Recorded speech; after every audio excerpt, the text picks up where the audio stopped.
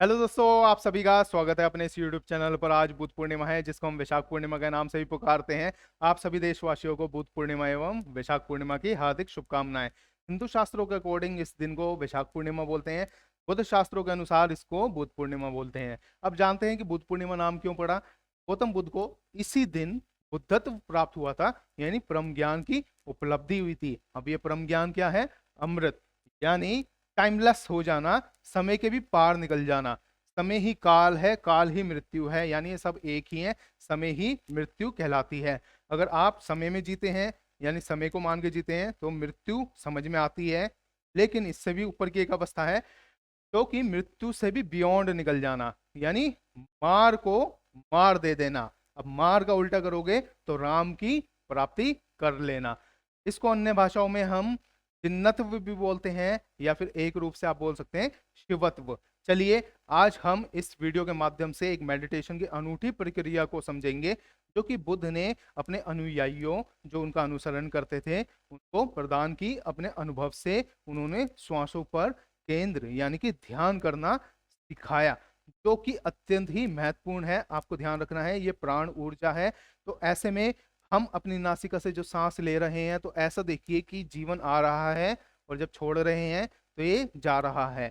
तो जीवन के अंत में जब मृत्यु होती है, बॉडी से सांस निकल जाती है, हम बोलते हैं ना प्राण निकल गए। तो जब हम सांस छोड़ते हैं तो ये मृत्यु है। लेकिन अगर हम ऊपर और भी ज्यादा समझें इसको, है तो हवा ही, है तो ये एक ही, लेकिन डाइसेक्शन हमने अंदर बाहर लेने से कर दिया है। अब बुद्ध ने ये प्रक्रिया सिखाई कि श्वासों पर आप ध्यान कीजिए और इसी के थ्रू ट्रैवल कीजिए मेडिटेशन की उच्च अवस्था तक, जिसको हम एनलाइटनमेंट बोलते हैं, यानी बुद्धत्व बोलते हैं, या फिर एक रूप से आप परम ज्ञान बोल सकते हैं। कोई भी दुविधा, अटकल, परेशानी हो दोस्तों, तो आप कमेंट सेक्शन में लिखकर अवश्य पूछें। मुझे मालूम होगा तो मैं आपको अवश्य उस चीज के बारे में बताऊंगा। कृपया करके मेरा मोबाइल नंबर आप कमेंट सेक्शन में ना मांगे। कुछ लोगों को प्रीवियसली मैंने अपना मोबाइल नंबर दे दिया था, जो कि मेरे लिए लोड हो जाता है, क्योंकि काफ़ी सारे लोग हैं, अलग अलग उनकी क्वेरीज होती हैं। मुझे भी दैनिक कार्य करने होते हैं दिनचर्या के अपने, है ना, फैमिली भी देखनी होती है, कमाई भी करनी होती है,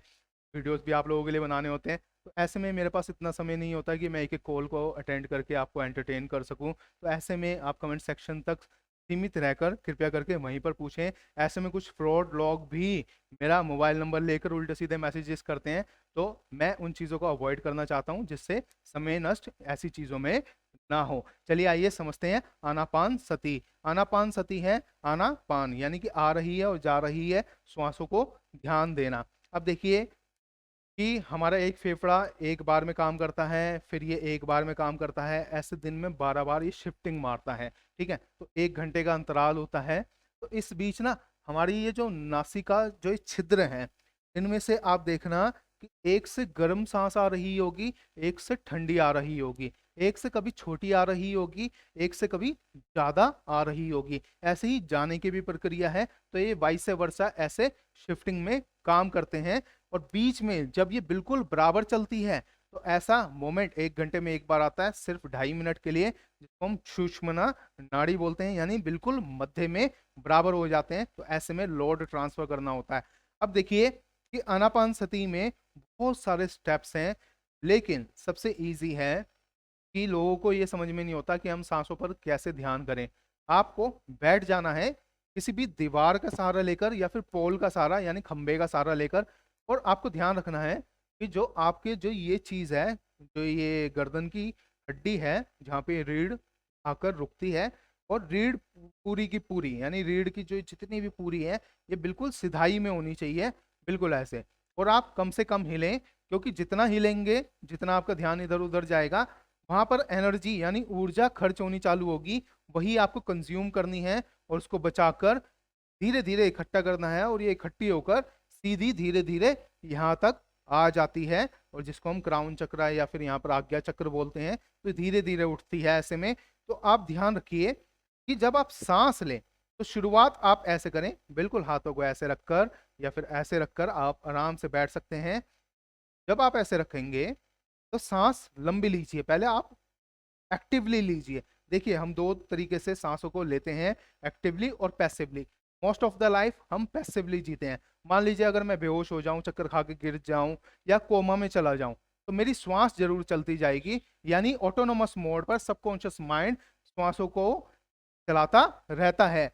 अब एक्टिवली कैसे लेना है, हमारा कोर्टेक्स हमें ये चीज प्रदान करता है। जैसे अगर मैं मुट्ठी भींचना चाहूं तो मैं भींच सकता हूं, चलना चाहूं, बोलना चाहूं, तो ये कोर्टेक्स की मदद से हो रहा है। ऐसे में भी मैं श्वासों को कुछ हद तक कंट्रोल कर सकता हूं। तो ऐसे में गहरी सांस लीजिए, और जब आप गहरी सांस लेंगे तो छाती भी फुलानी है और ये एब्डोमेन भी फुलाना है, यानी पेट भी। अब ये जो नाभि है यही मध्य बिंदु है, जो बुध ने मध्य बिंदु बोला है, लेकिन इसको समझना इतना इजी नहीं है, वर्षों लग जाते हैं इन चीजों को समझने में, लेकिन अभ्यास करते जाना होता है विदाउट एनी टारगेट फिक्स किए हुए। टारगेट फिक्स नहीं करना है कि मुझे इतने में ही प्राप्त करना है, नहीं, एंडलेस होकर आपको चलते आना है और आप इस चीज को जरूर प्राप्त कर लेते हैं। अब जब आप सांस लेंगे तो आप 1 सेकंड रोकिए, फिर इतनी ही लंबी छोड़िए भी इसको।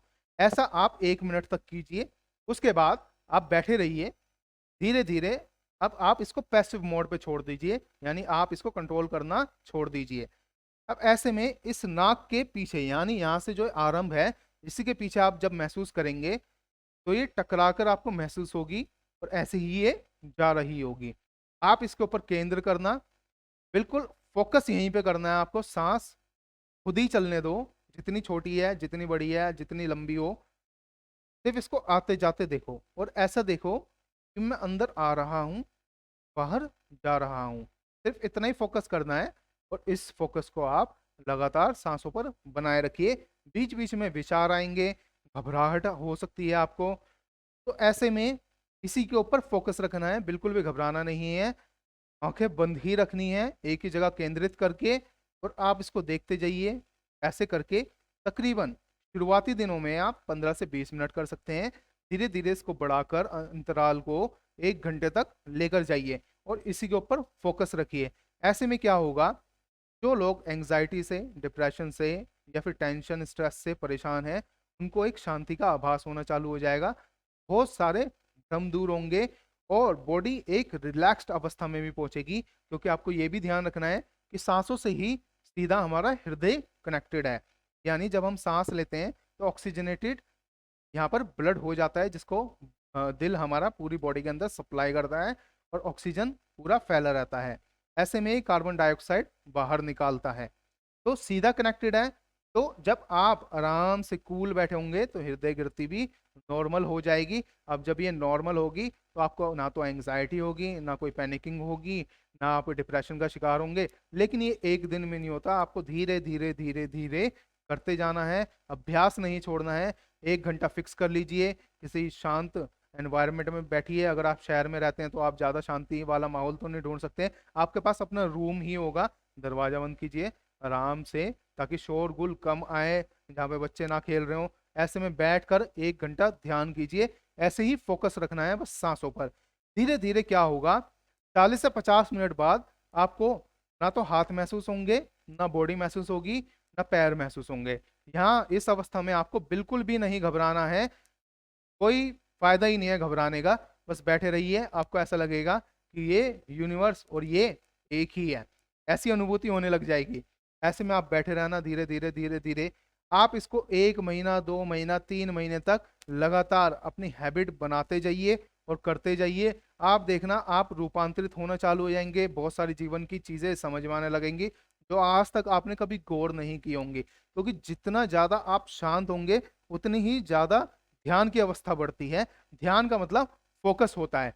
ध्यान कोई ऐसा नहीं है कि मैं बुद्ध के स्टाइल में बैठ जाऊं, कॉपी मारने लगूं। दैट इज इमिटेटिंग, यानी आप इमिटेशन कर रहे हो, ढोंग कर रहे हो, नकल मार रहे हो। नकल मारने से आपको वो चीज प्राप्त नहीं होगी। अगर आप लेट कर ध्यान करना चाहते हैं, बिल्कुल ढीला छोड़ दीजिए अपने आप को, क्योंकि बेसिकली आपको सारा का सारा जो केंद्र है वो किसी चीज पे केंद्रित करके पूरा फोकस बनाना होता है। ध्यान इसी इसी को बोलते हैं हम।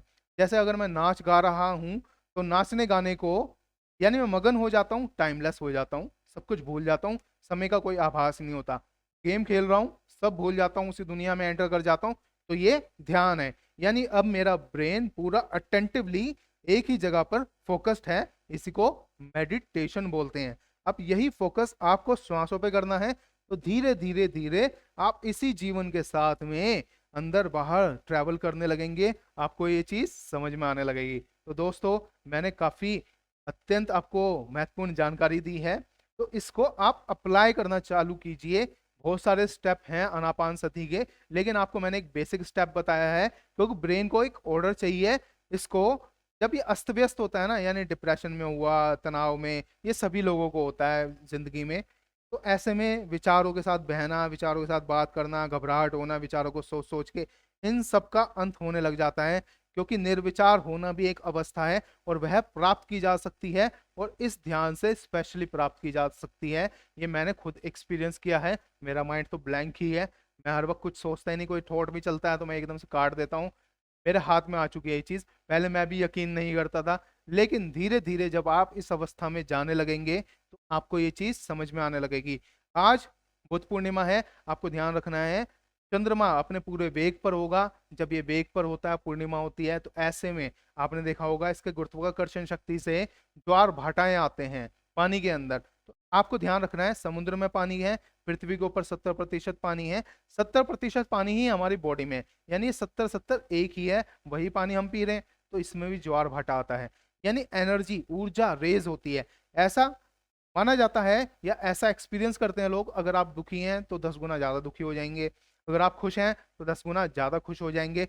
अगर आप मेडिटेटिव स्टेट में बैठे हुए हैं, यानी ध्यान की अवस्था में बैठे हैं, आज रात में, यानी बुद्ध पूर्णिमा के दिन में 1 घंटा निकालिए, 2 घंटा, तो ये जो ध्यान का लेवल है, ये 10 गुना और रेज हो जाता है आपका। तो ऐसे में बहुत ही ज्यादा लाभ होता है, यानी 10 गुना जो आपको मेहनत करनी थी वो बच गई, 10 गुना लाभ प्राप्त होगा। तो आज से आप इस चीज को करना आरंभ कीजिए।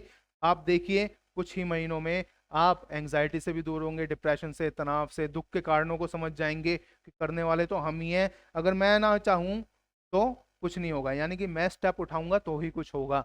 अब ऐसे में कुछ लोग कमेंट्स में पूछते हैं कि सर बताइए, उपाय बताइए। देखिए, उपाय कोई भी बता देगा, सलाह तो मुफ्ती होती है ना, इंडिया में तो खास तौर से। तो ऐसे में अगर एक व्यक्ति है या 2 व्यक्ति हैं, 2 व्यक्तियों में आप देखिए कि एक व्यक्ति अगर छलांग मार के कूद गया गड्ढे से, है ना, और वो दूसरे को बोलता है, पिछले वाले व्यक्ति को, कि आप भी कूद जाइए, नहीं, दूसरा व्यक्ति अब ये कहता है नहीं यार, आप ही आके मुझे ले जाओ गोद में उठाकर। ऐसा थोड़ी ना होता है, अनुसरण आपको ही करना होता है, कूदना आप ही को पड़ेगा, क्योंकि वो तो उस तरफ खड़ा हुआ है, वो वापस नहीं आएगा। आपको खुद ही साहस जुटाकर छलांग मारनी है, यानी करने वाले आप ही हो, कोई आपको ठीक नहीं कर सकता, कोई आपकी परेशानी हल नहीं कर सकता, ये आप ही को करनी है। कोई आपको मार्ग दर्शा सकता है, उस मार्ग पर जाकर आप अपना एक एनालाइजेशन कर सकते हैं, एक्सपीरियंस ले सकते हैं, आपके लिए काम करती है, तो बहुत ही अत्यंत शुभकारी बात है वो। तो दोस्तों, ये चीज आपको अनुसरण करनी है। आनापानसति मैंने बताई, सांसों का ध्यान उत्तम ध्यान है, तो आप इसको आरंभ कीजिए। वीडियो को और ज्यादा लंबा नहीं करेंगे, अब हम मिलेंगे अपने नेक्स्ट वीडियो में। कोई भी कमेंट आपको करना हो, कोई दुविधा हो, परेशानी हो, कोई भी अन्य क्रिया के बारे में जानना हो, तो आप लिखकर बेहिचक पूछ सकते हैं, मैं आपको रिप्लाई जरूर करूंगा। धन्यवाद।